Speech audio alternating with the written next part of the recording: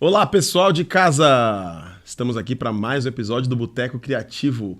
Bem-vindas, bem-vindos, bem-vindes. É um prazer ter vocês com a gente. Gratidão por nos acompanharem, gratidão por estarem inscritos aí nas nossas redes. Então aproveita aí, já dá o like, curte, compartilha, manda para quem você gosta. É muito importante. Pode mandar para quem você não gosta também.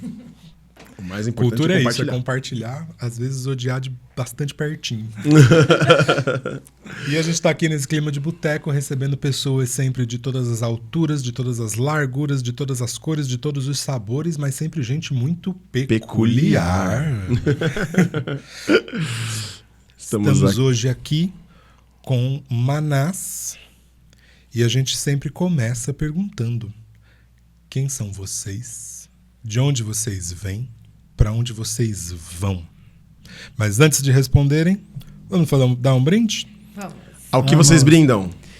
A nós, a vida. As apresentações que a gente vai fazer juntos. Né?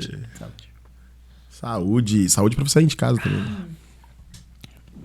Aguinha docinha aqui, tá, gente? Cenográfica. Deliciosa. Que pergunta, obrigado pelo peculiar. É sempre bom, acho que estar aqui, a gente agradece muito a oportunidade de conversar, esse espaço tão interessante, tão vivo mesmo, né? Acho que a reflexão e a conversa sempre levam para lugares inesperados. Então, para onde iremos? Não sei, mas deve ser, acho que é um lugar legal. Meu nome é Dante, eu sou ator, dramaturgo, diretor, pesquisador de teatro, também produtor, porque a gente faz muitas coisas. Trabalhadores da cultura fazem muitas coisas ao mesmo tempo. Então, a gente tem um grupo chamado Manás, como você falou, Manás Laboratório de Dramaturgia, desde 2019.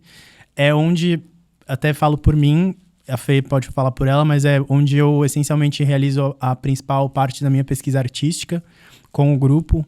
E nesse grupo a gente tem um foco na dramaturgia, na escrita e na tradução dessas peças teatrais que a gente escreve para a cena. Então, essencialmente, essa é a ideia do grupo. Nós nos conhecemos no Centro de Pesquisa Teatral, né, do Antunes. O Antunes Filho, para quem não sabe, foi um grande diretor de teatro, um dos mais importantes do século XX no Brasil. Antunes Filho, que faleceu em 2019, inclusive, na nossa turma. Foi um momento bem intenso ali. Foi no momento que a gente estava lá. De vocês. E a gente se conheceu lá, se interessou por dramaturgia, começou a conversar num boteco. Era em botecos, era em cafés. A gente estava sempre... Lugar de encontro, né? Exato. E quando a gente percebeu, isso era um grupo chamado Manás. E era uma conversa um tanto quanto nerd. Eu sou a Fernanda, uma das fundadoras do Manás, aqui junto com o Dante. E...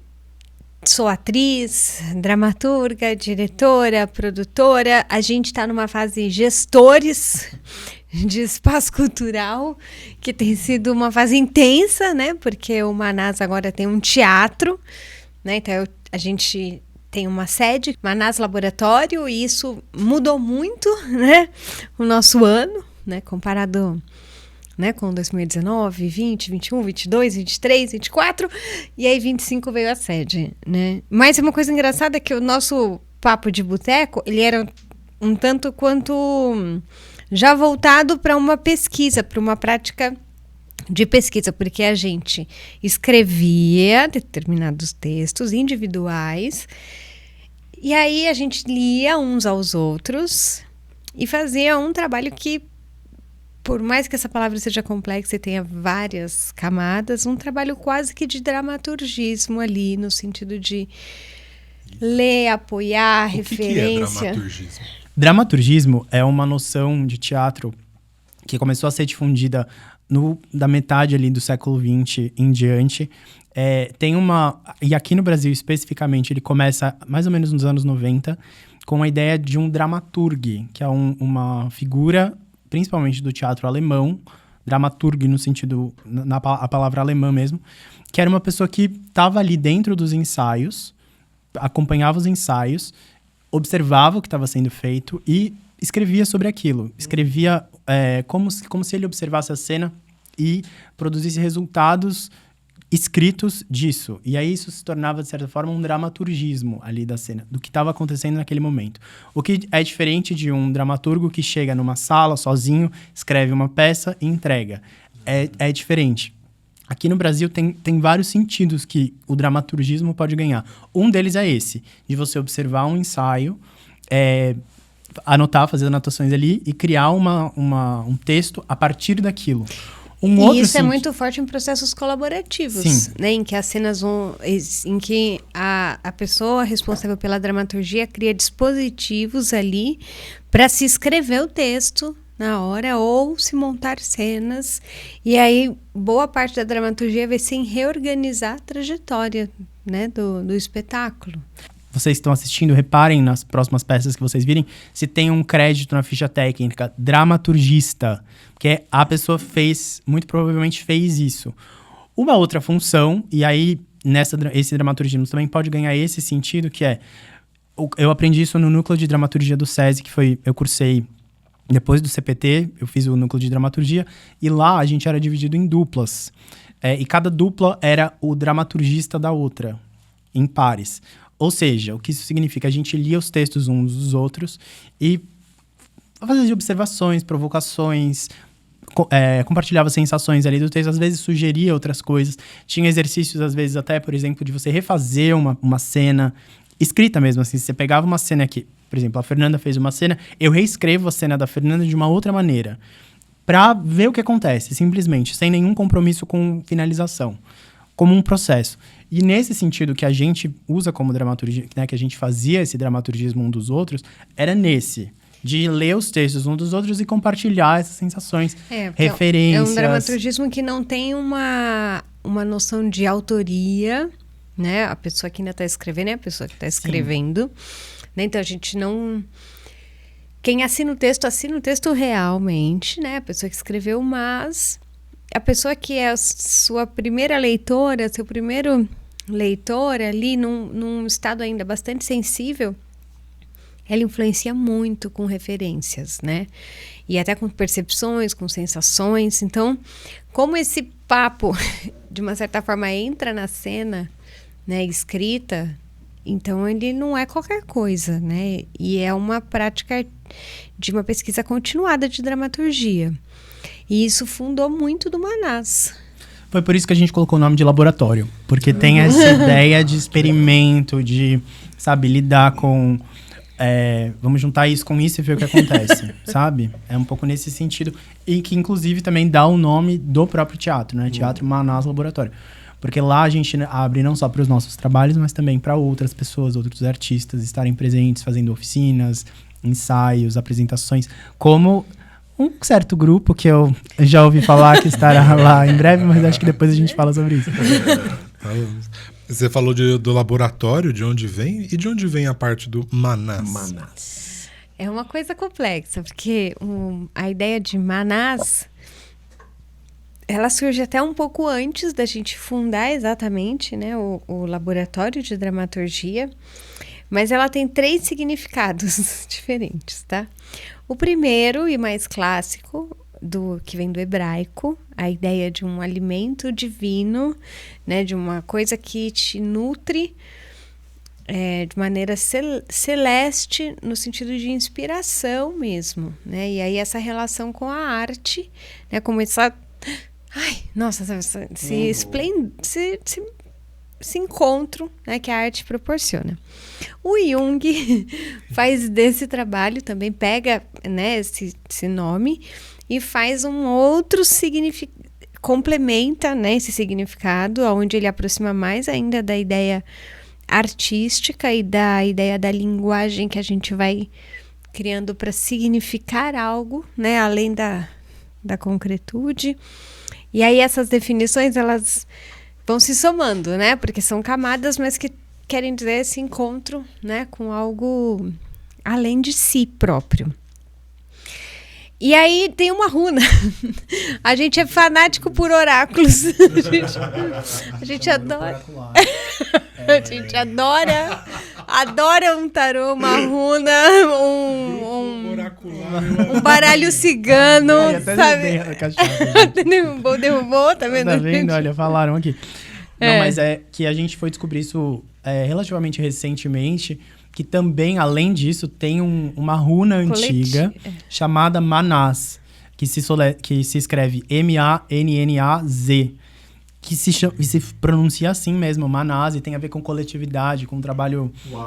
E é muito incrível. Que aí é a potência do encontro que é só no coletivo, né? Então, tudo isso quer dizer alguma coisa que te nutre além da materialidade, digamos assim. E tem tudo a ver, Manás, com duas pessoas super da bruxaria, no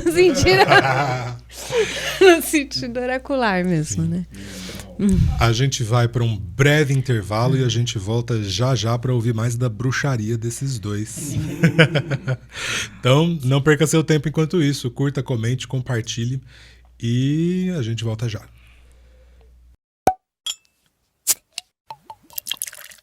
O que você procura?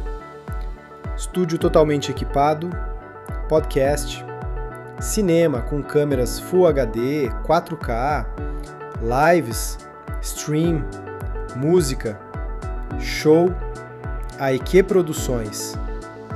Tem o que você quer para o sucesso do seu evento? E isso, conte conosco, entre em contato www.aeqproduções.com. Olá, estamos de volta aqui com Manás, Laboratório de Dramaturgia. Gente, vocês estavam contando da trajetória de vocês, do encontro, de toda a colaboração e nessa dinâmica do dramaturgismo, né? No fim das contas, vejam se eu não estou simplificando demais, mas é um dando pitaco na dramaturgia do outro. Ótima É a definição. melhor. Exatamente isso. E em que ponto que vocês falaram, não, a gente precisa de mais que o pitaco. Vamos juntos tentar traduzir essas dramaturgias para a cena. Como que foi isso de decidir empreender, montar os textos próprios de vocês? Eu acho que isso acontecia sempre. A gente começou a escrever já querendo montar, né? Mas eu lembro que teve um momento bem específico no final, isso foi 2019. No final de 2019 teve um momento específico, assim, uma reunião que a gente falou, não, acho que isso é um grupo, seja lá como se chame, vamos aí, a gente vai montar esse texto. E a gente colocou na nossa cabeça que a gente ia montar, e era um texto da Fernanda, que se chamava Uma Cena de Amor para Francis Bacon. Eu estava em processo de um outro texto, que foi o nosso segundo trabalho, que era o Por um Pingo, mas a Fernanda terminou o texto dela primeiro, e a gente falou, vamos montar ele em 2020. 2020. Tan, tan, tan. Aí, mas a gente começou com esse foco, assim, vamos começar o ano ensaiando, a gente chamou atores, a gente estava ali num processo de entender também quem ia dirigir, e no final das contas nós dois assumimos a direção, porque acabou que fez sentido naquele momento, e a gente também estava em cena, então a gente começou a ensaiar, a gente estava assim, sei lá, na terceira semana de ensaio, era março de 2020, bem antes de estourar a pandemia. A gente tinha um ensaio, inclusive no dia, acho que eu lembro que foi inclusive uma quinta-feira, que teve aquele momento, né, de fechamento, que, assim, tudo vai fechar, e a gente, nossa, mas o que a gente faz, né, agora? Então, esse momento tudo a gente viveu e estava em processo, isso foi muito maluco. E vale a pena também confiar que esse momento foi marcante para fazer a gente virar uma dupla de diretores. Também. Sabe, a gente passou a dirigir juntos, que definitivamente não era o plano. Mas aquela frase muito incrível que caminhante não há caminho, o caminho se faz ao andar. Então, eu acho que essa frase ela é muito sintomática e simbólica para tudo na vida. Eu levo ela muito próxima do meu coração, porque eu acho que ela é verdade, sabe? A gente não sabe direito o caminho. A gente vai caminhando e vai encontrando.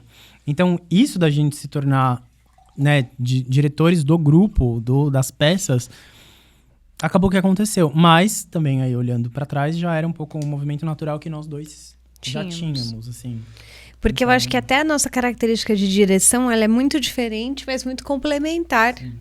Sabe, assim, existe realmente ali um lugar que dá um encaixe criativo, sabe, que funciona. Tem coisas que são engraçadas, porque eu até acredito que a escrita junto, ela não faz sentido nenhum, né, pelo menos para mim hoje, acho que nem para você, porque aí a nossa linha mental é completamente oposta. Agora, a linha da direção... Oposta como? Porque me parece que o processo é de colaboração tão íntima. Mas a gente escreve de maneiras muito diferentes. Isso é uma observação legal. Não, porque eu fico pensando como que desenha esse limite, né? Porque se o diálogo é tão próximo o tempo inteiro das definições, das autorias, né?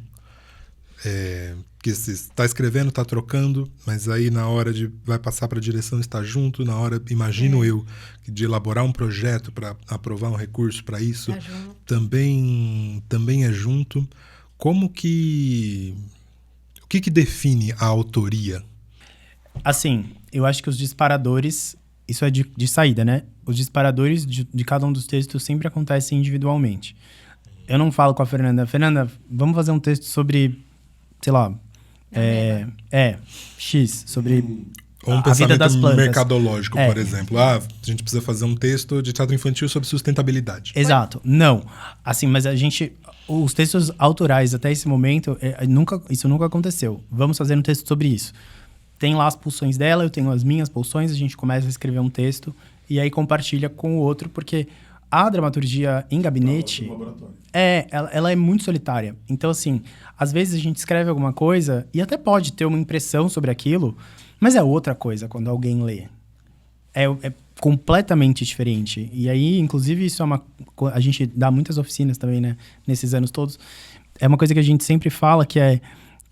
Se você tem alguém que você confia, tanto pessoalmente, no sentido, né, da pessoa em si, quanto artisticamente, porque isso é importante também, para você não compartilhar uma coisa com alguém que pode matar o negócio, que acontece muito. Fala assim, nossa, isso daqui tá muito ruim. Imagina, não, mas qual que é o sentido disso aqui? A pessoa já querendo responder perguntas que não tem nem sentido ainda de você estar perguntando. Então, confie nessa pessoa que você sabe que pode abrir uma coisa que ela vai olhar com generosidade, com, assim, vai com calma no que ela tá falando, nas provocações.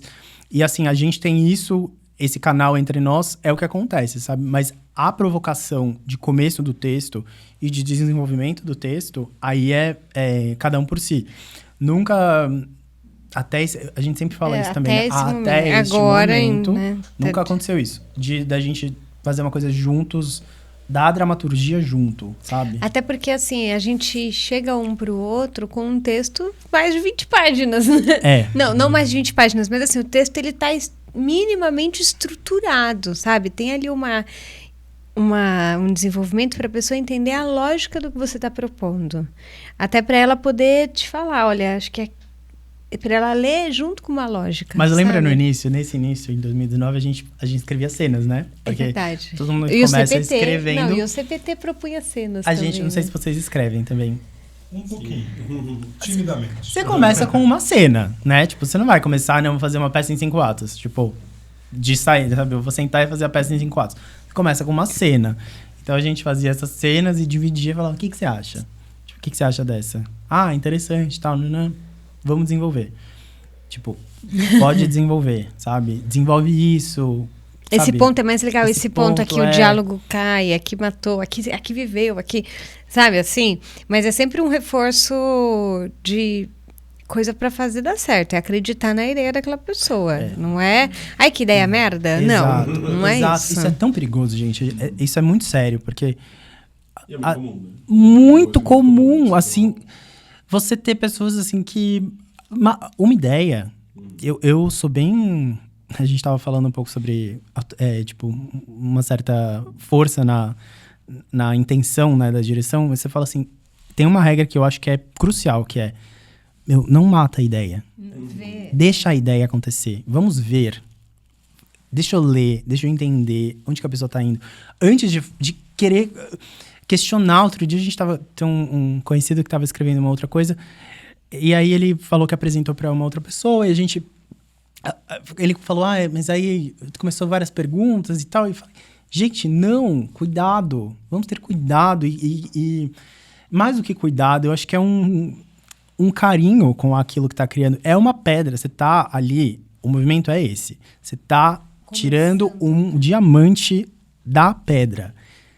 Você não vai querer tirar o diamante na força. Não tem como, cara. Você tem que ir batendo muito com calma, com muita paciência, olhando, sabe? Então, Boas ideias levam tempo, né? Tem aquela frase clássica lá, né? Que professores de artes visuais falam do Michelangelo, né? Que ele, quando ele esculpia, ele falava, eu só tirei o mármore que não deveria mais estar ali, porque a figura já existia, eu só fui tirando o que não deveria mais ficar ali para a figura aparecer. Um olhar generoso e muito agregador. Não, é que a nossa área, os meios de produzir na nossa área, eles já são muito duros.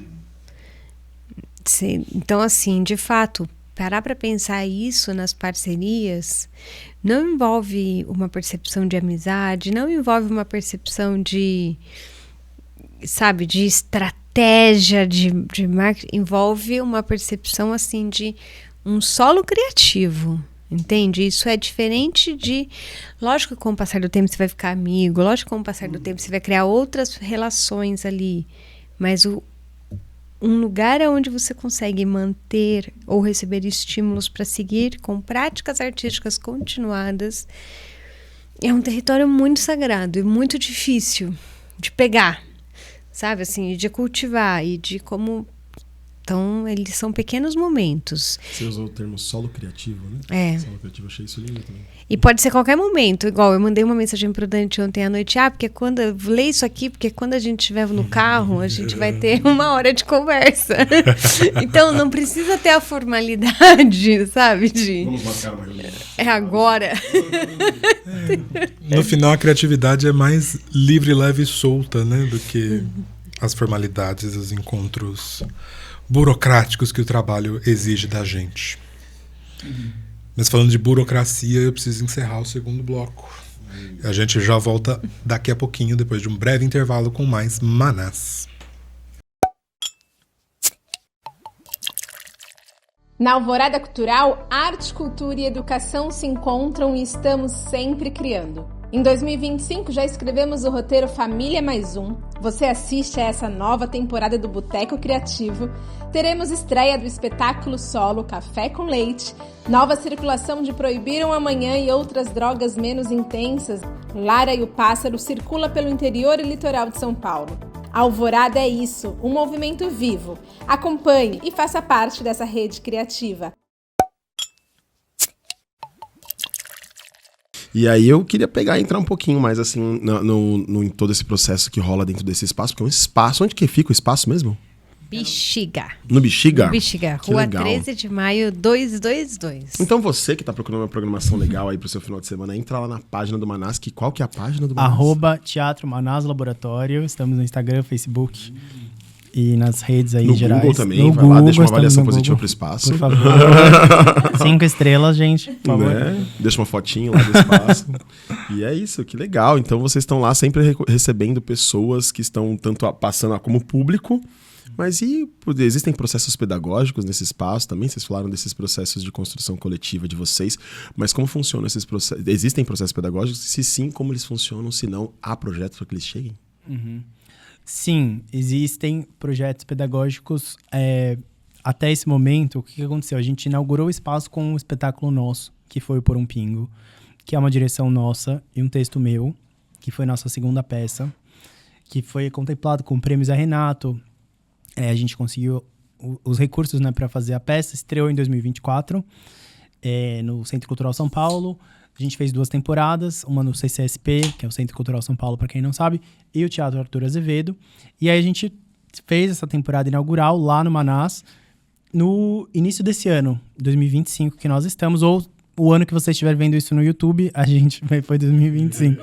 A gente abre para outras pessoas também, né? Outros artistas estarem lá. Respondendo a pergunta, a gente tem oficinas de outros artistas que estão lá, tanto não só de teatro, tem uma oficina que está acontecendo agora, inclusive, que vai ter em breve um processo de abertura de processo com... Não, de atuação.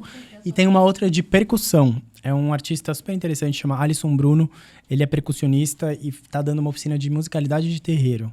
Então, assim, a gente abre para outras áreas também.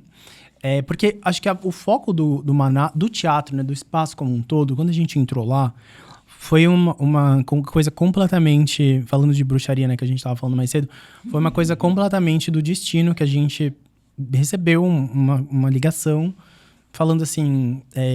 estamos saindo do teatro, vocês querem assumir esse teatro? A gente passa o contato, dessa maneira. vocês conversam Recebeu com a ligação assim. Dessa maneira. Do nada. Do Nossa. nada. Aí vocês ficam com contato da pessoa, do proprietário, vocês lidam aí com a situação. A gente, meu Deus, sim, vamos. E aí a gente Então mandou nem foi, nossa tipo, documentação para imobiliária, foi tipo imobiliária, seguro fiança, e as coisas foram acontecendo, sabe? Mas Assim. vocês estavam procurando um espaço. Sim, isso vinha como um desejo, mas assim, um desejo idealizado, quase utópico. Porque a realidade imobiliária de São Paulo é muito difícil. Então a gente olhava alguma coisa e falava, meu, imagina, não tem chance. Esse teatro, como ele já existia enquanto teatro, o Manás, ele tá na Rua 13 de Maio, e por muitos anos ele foi casa da Companhia Elevador de Teatro Panorâmico, que é um grupo de teatro de São Paulo. Eles ficaram lá muito tempo, saíram no final do ano de 2024, e aí foi isso que aconteceu. A gente entrou com essa estrutura, esse teatro já existia, então ele já existia enquanto espaço, sabe? Não precisava ter um investimento, um aporte grande para criar transformar em um transformar teatro. Ver um galpão. Essa que é a Exato. diferença, entende? Uma coisa é você manter o pagamento dos aluguéis e todo, que já é bastante ousado. Outra é você ter que manter tudo isso, mas ter um aporte financeiro para fazer aquilo virar um espaço cultural. Entende? É muito diferente uma coisa da outra, né?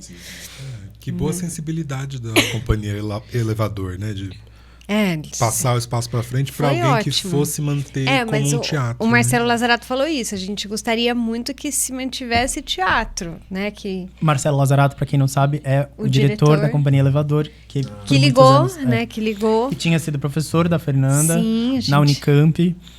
Ó, E aí- Marcelo, queremos você aqui. Sim, E aí que ele ligou, assim, realmente foi literalmente do nada, né? Falando, Fê, né, a gente vai sair porque neste momento da companhia a gente entende que a sede não faz sentido pro projeto da companhia neste momento. Vocês querem assumir? E aí a gente...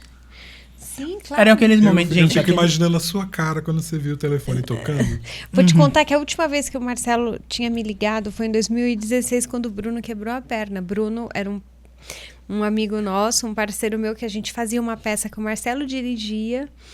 E o Bruno quebrou a perna, foi horrível. Num ensaio, um dia antes da estreia. Foi literalmente um dia... O último foi horrível. Ou seja, foi dramático, foi uma ligação dramática. A gente falou, meu Deus, e agora? É aqueles momentos de vida, e a gente falava sobre isso. Que assim, meu, ou a gente fala sim, ou acho que a gente vai se arrepender pelo resto da vida. Porque eu acho que é uma coisa que a gente tinha que entender o que era antes de poder falar não. A gente tinha que dizer sim e ver o preço. e entender o que era essa situação, o que significava esse sim. E acho que a gente ainda tá lidando com isso, né? Tipo, o que significa ter um teatro? Ter que se preocupar com programação, e com programação não só artística, mas assim, desde programação até acabou o papel toalha para as pessoas enxugarem a mão no banheiro, sabe? É esse nível de preocupação, porque tem uma instituição ali, de certa forma, acontecendo. Então, é um passo, sim, maior. Mas, respondendo à pergunta, a gente vinha buscando coisas idealizadas, assim. Chegou a ver alguns imóveis na cidade. Realmente estava fora não tinha como a gente fazer isso, não tinha como a gente montar um teatro. Como esse já existia, era isso. Foi assim, meu Deus, vamos e aí a gente vê. Não, é muito impressionante a história. E eu vou querer saber mais sobre esses detalhes da administração de um teatro, mas eu não posso deixar de perguntar um pouco mais sobre o Por um Pingo, porque eu acho que eu vi ele em alguns prêmios bastante relevantes da cena brasileira de teatro. E eu queria perguntar, e isso aí, como que foi? Não, foi muito- absolutamente surreal. Foi. Pra quem tá só ouvindo, vocês podiam ver agora. Quem tá assistindo tá vendo, mas quem tá só ouvindo, você podia ver agora a cara de contemplação deles. Eles não pararam assim. Caraca. É que tem algumas coisas assim, que você começa a fazer o projeto para fazer dar muito certo, mas você não tem noção muito certo, sabe? É porque tem... É muito curioso isso, né? Quando você vê realmente que ele foi abraçado pelo público e pela crítica, né? Foi um espetáculo que foi abraçado mesmo. Tinha público, a crítica foi assistir. Em breve. Estamos aí planejando. E qual foi o prêmio? Foi o prêmio... Então, quando saíram as indicações do prêmio Shell, que é assim... Aí é isso, a gente sempre idealiza as coisas e tudo mais, mas quando é que acontece um negócio desses e é tipo o maior prêmio do Brasil, é muito surreal. Assim, eu lembro que quando saiu a indicação, a gente não acreditava. Eu liguei pra Fernanda, porque eu tinha visto que tinha saído. Começaram a me mandar mensagens, tipo, amigo, você foi indicado? Eu tinha sido indicado para melhor dramaturgia.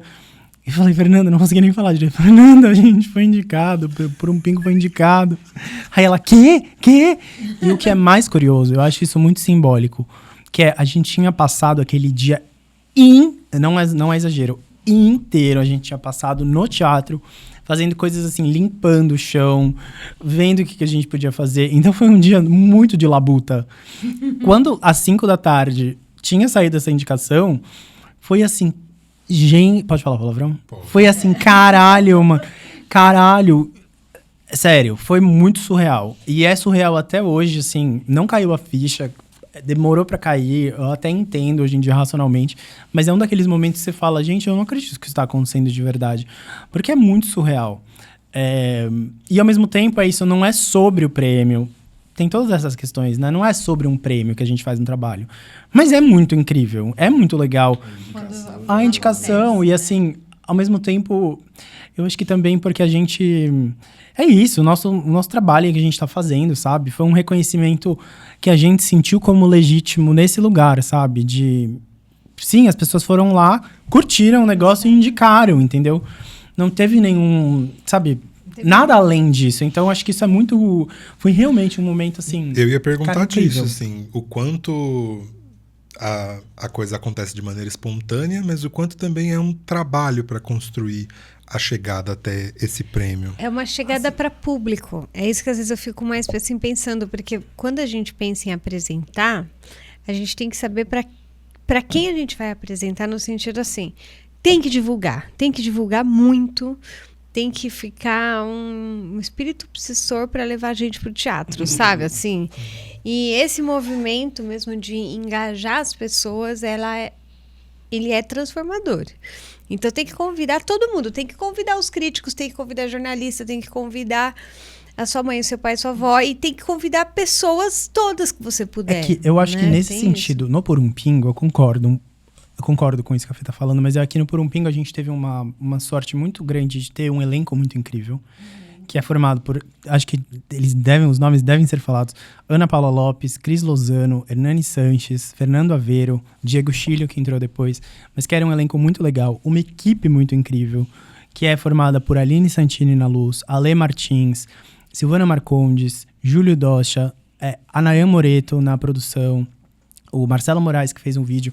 Então, assim, era uma equipe muito incrível, com um elenco muito incrível.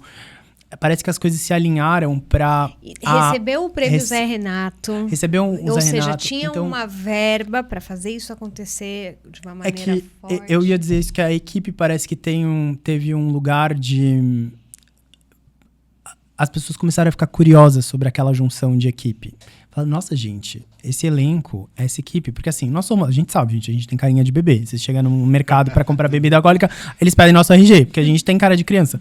Mas assim, com esse elenco, com essa equipe que são incríveis, porque confiaram na gente, confiaram no trabalho. E assim, foi muito assim... Olha, Cris Lozano, que é uma deusa do teatro, tem um texto que eu escrevi, a gente vai dirigir, e a gente queria que você fizesse essa personagem. Toma aqui o texto. Aí ela leu e falou, que legal, quero. Então foi um processo orgânico. Todos eles foram convidados pelo texto, eles leram o texto. Foi um processo orgânico de junção da equipe. Então quando ela aconteceu, começou a ter uma abertura da própria, do meio teatral. Que aí foi uma coisa assim, quando a gente viu a capa do Guia Off, estava sendo publicada matérias, teve os críticos e os... Porque assim, os jurados dos prêmios vão assistir, então os jurados estavam indo assistir, a gente tinha consciência disso, de que estava tendo uma atenção nesse lugar. E a gente se considera assim, gente, uma coisa muito sortuda, porque a gente sempre pode planejar essas coisas, mas quando elas vão acontecendo assim, dessa forma, fala assim, gente, assim, estamos gratos assim, por vocês estarem aqui e com um interesse genuíno, sabe, no trabalho. E a gente também interessados de volta em saber o que eles estavam achando. O que o público estava sentindo, sabe? Acho que foi um movimento muito, assim, muito especial o que o Por um Pingo aconteceu e o que ele gerou, assim, de frutos, sabe? E é isso, foi um trabalho de muitos anos. No começo do Manás, o primeiro texto que eu estava escrevendo era o Por um Pingo. Então, assim, a gente tá falando de 2019 e foi estrear em 2024. Ou seja, 5 anos de não só de terminar o texto, de ir atrás de patrocínio. Foi muito longa a estrada, assim, pra gente chegar. Então, quando foi isso, floresceu. É muito estranho. Estranho de uma forma, assim, curiosa, sabe? Pensar sobre isso. Mas assim, é isso. Estamos aí muito felizes com tudo. Mas vocês contaram de quando receberam a notícia da indicação, mas eu ainda queria ouvir como foi sentar lá na cerimônia. É tudo muito surreal. Muito rápido também, né? Lá é tudo muito rápido.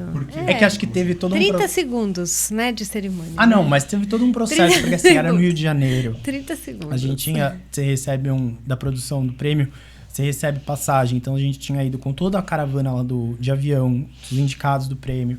Todos os indicados de São Paulo voaram juntos. Voaram juntos. Você tem 3 opções, mas era uma caravana muito grande. Gente, que perigo se cai esse avião. Que horror! Todos os artistas premiados juntos. Mas então, eu acho que isso é o mais bonito, assim, da gente ter o contato com tantas pessoas. Mas e artistas.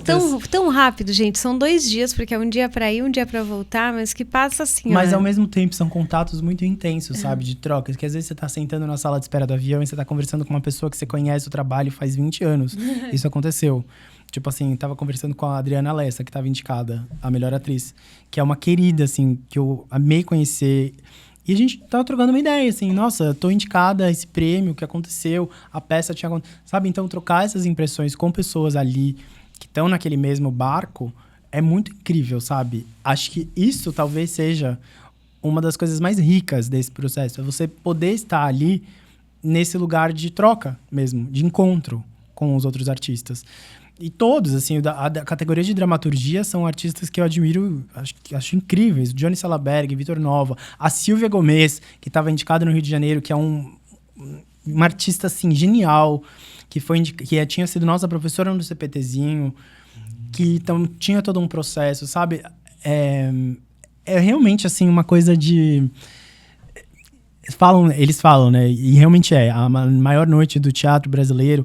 E você fala assim, caraca, gente, a gente tá aqui, sabe? Enquanto indicado. É ao mesmo tempo um momento de se beliscar pra acreditar que é real. E ao mesmo tempo, nossa, que sorte poder estar aqui. Então, acho que são uma junção de sensações, sabe? Que acontece. De estar ali naquela noite. Mas nada me preparava pra Renata Sorrá dizendo o meu nome e o nome da peça. Falando, os indicados de São Paulo são... Por um bingo. Não tava preparado psicologicamente. Mas foi maravilhoso. Foi isso, gente. Bom, então a gente vai se preparar psicologicamente para o nosso quarto bloco, que começa já depois de um breve intervalo. Ei, você que está acompanhando o Boteco Criativo, sabia que aqui na Alvorada a gente também tem um espetáculo infantil? Segue as redes do Lara e o Pássaro, é @Lara e o Pássaro no Instagram. Assim você vai ficar sabendo quando vai ter apresentação pertinho de você. E eu queria nesse quarto bloco falar de negócios. Gente, e aí, como que escrever dramaturgia faz girar a roda da economia? Como que a dramaturgia vira recurso na mão de vocês? Uau, que pergunta complexa. Podemos todo mundo dar uma pergunta complexa, né? Realmente. Não, mas porque é isso, né? No final das contas, abrir um grupo de teatro, de dramaturgia, é abrir um negócio, né? Até a palavra abrir já é bem... de abrir já as tem portas uma característica ali, né? Como vocês se organizam nessa parte? É uma coisa curiosa, porque eu acho que cada ano foi um ano, mas desde 2024 especificamente, que as atividades estão mais intensas, num sentido até financeiro, sabe? Do Manás acaba virando o nosso foco financeiro também, né? Que até então ele vinha sendo construído, mas nós tínhamos vários outros trabalhos fora.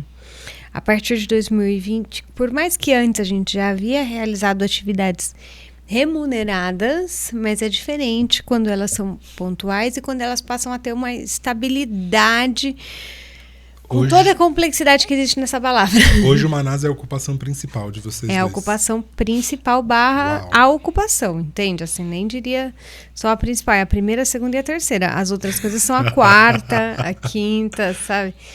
Porque assim, isso começou com um espetáculo, né?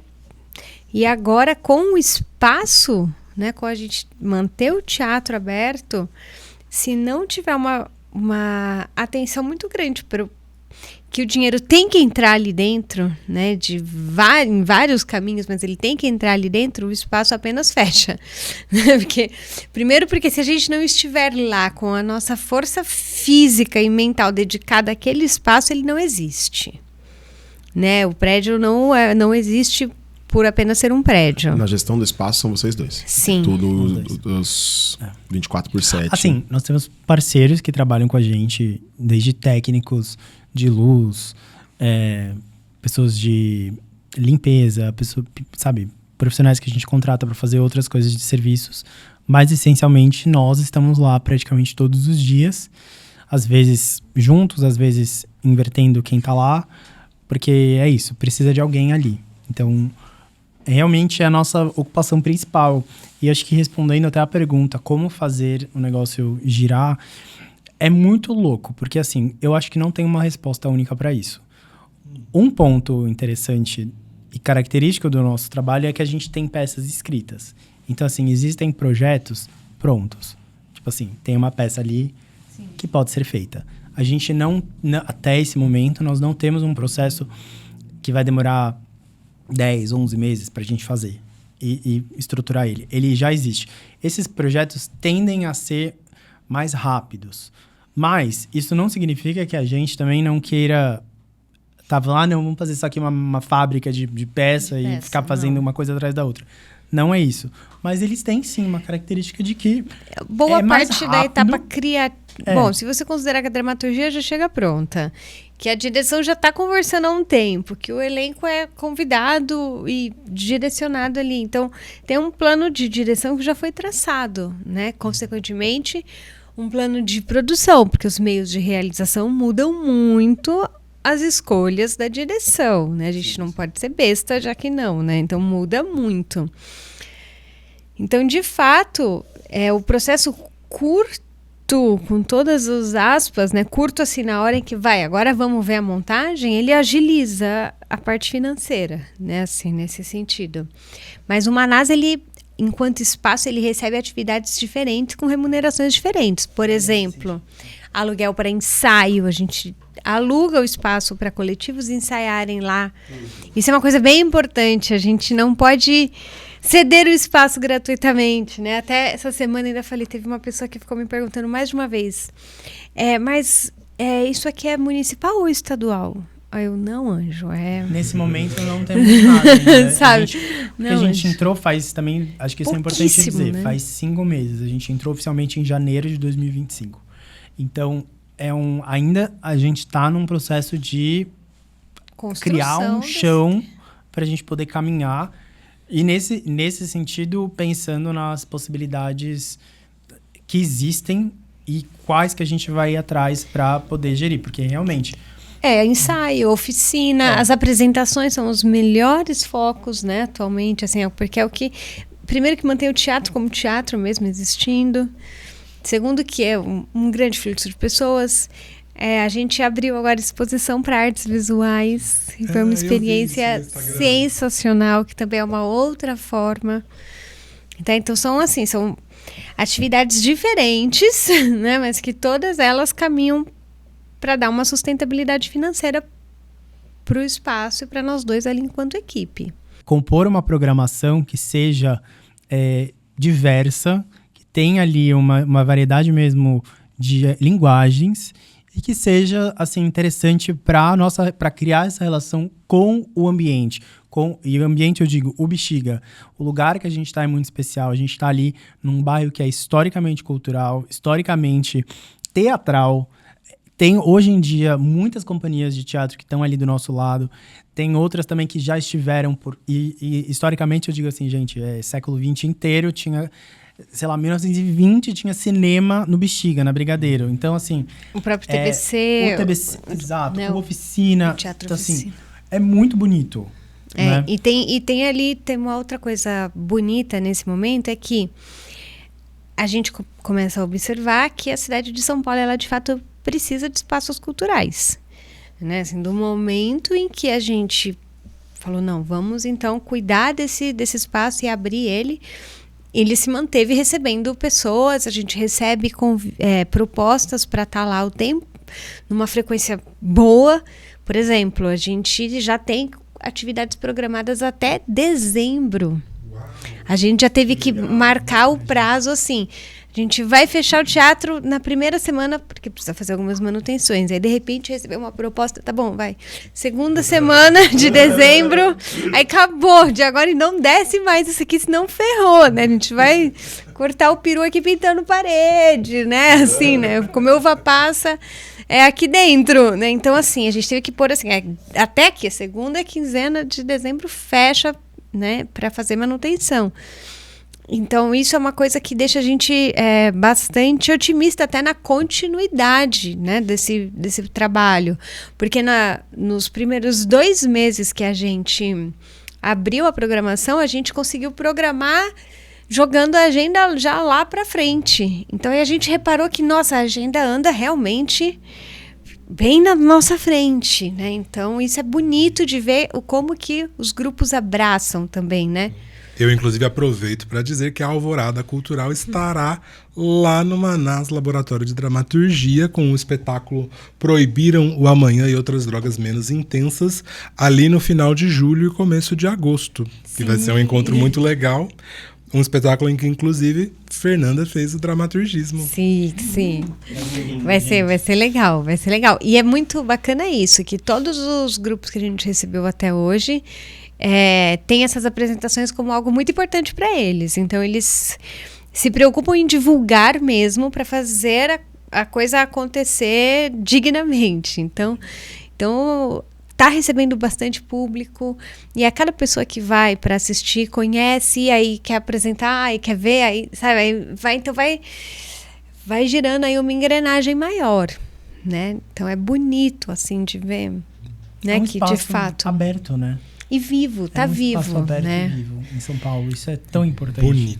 Bonito como a trajetória de vocês de 2019 até aqui. Foi incrível ouvir sobre o Manaus, que fala que foi incrível porque a gente está se aproximando do fim do nosso episódio. Mas eu tenho uma última pergunta para vocês, que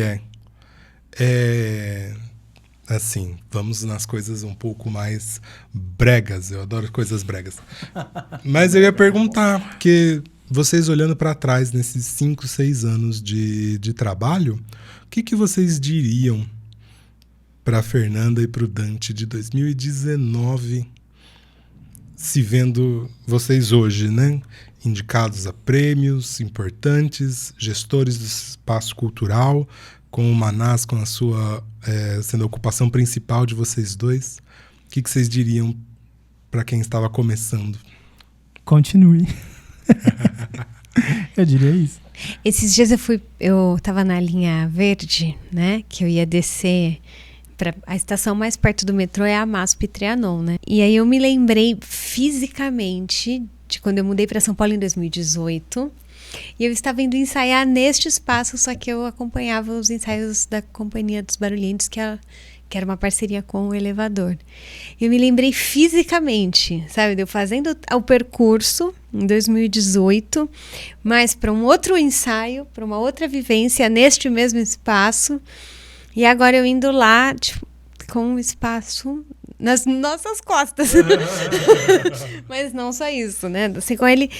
Foi uma sensação muito curiosa, de um trajeto que a Fernanda de 2018 foi descendo comigo aquela calçada e ela definitivamente não imaginava, entende? E em 2018, eu tava tão sem saber, nossa, e agora? Como é que faz para fazer teatro nesse país, sabe? Isso é impossível. Não é impossível. E tem uma frase do Almir Haddad que me marcou muito neste mesmo ano, em 2018, quando eu mudei para cá, que ele falou assim: na minha profissão, eu só fiz o que eu tinha que fazer, todo dia. Eu fazia o que eu tinha que fazer, ia fazendo, todo dia eu ia fazendo, e aí a coisa foi acontecendo. E isso marcou tanto para mim naquela fase, sabe? De, às vezes, se você quer fazer teatro, você só tem que ficar fazendo teatro e fazendo aquilo ali que você tem que fazer. Porque se você já tem, né? A gente sabe, mas vai traçando os nossos propósitos, por mais que a vida vai traçando os delas, a gente traça o nosso. Então, traçou, vai indo. Vai confiando. E vai escutando o tempo aí, que ele vai dizendo. Mas eu achei muito impactante esse dia, sabe? De estar no mesmo lugar que eu passei tantas vezes em 2018, né? Um pouquinho antes. E aí, de repente, falar, nossa, olha como a minha relação com este espaço mudou. Não. Eu gosto muito dessa frase. Eu ouvi ela em momentos diferentes da minha vida. 3 momentos diferentes quando eu era adolescente. No contexto de teatro.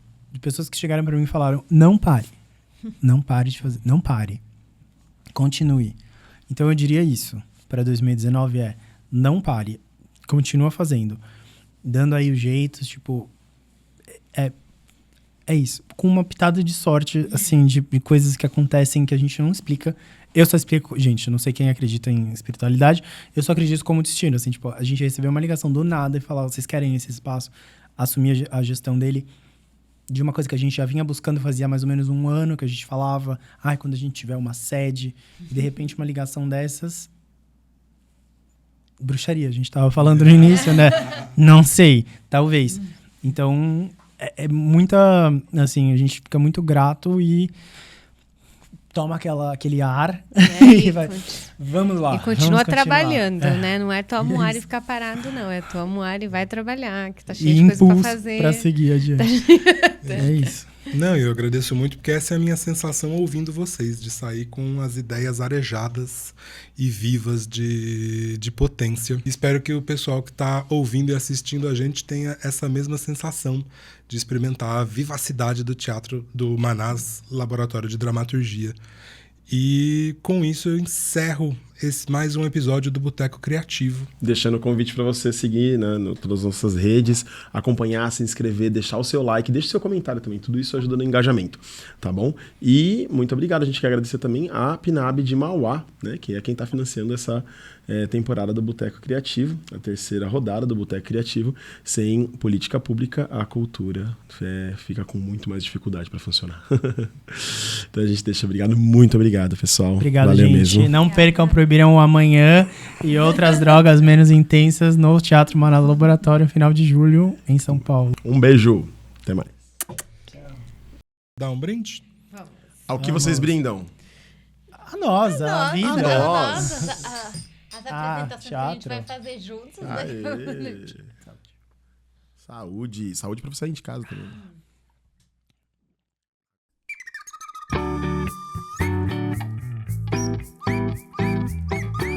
A terceira rodada do Boteco Criativo foi realizada com o apoio da Secretaria de Cultura de Mauá, por meio da Lei Aldir Blanc.